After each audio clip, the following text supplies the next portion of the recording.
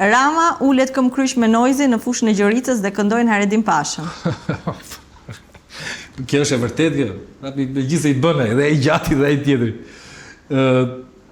Nojzi, në momentin që ka ardhur në Anglia, ka punuar 2 albumet e parë, kemi punuar bashk, kemi dalë për koncerte bashk, më saktë ai hapte koncertet e mia, derisa punoj dhe është aty ku është. Di të them që Rigelci është një ndër artistët më punëtor që unë kam njohur në jetë. Mund të them që ai te studio ime flinte. Ka pas ne të tëra që flinte. Flinte në kuptimin e parë të fjalës, me punën e tij, edhe ai është një self-made, edhe ai është njëri bër vet, është njëri që nga muzikant e shtriu hapësirën për të bërë dhe biznesmen.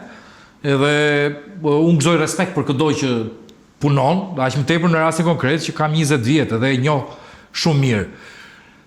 Rama që bullet këmbkryq këndoj Haredin Pashën. Unë mendoj që nuk është lajm. Rama bën xhonglerin, Rama është pilot,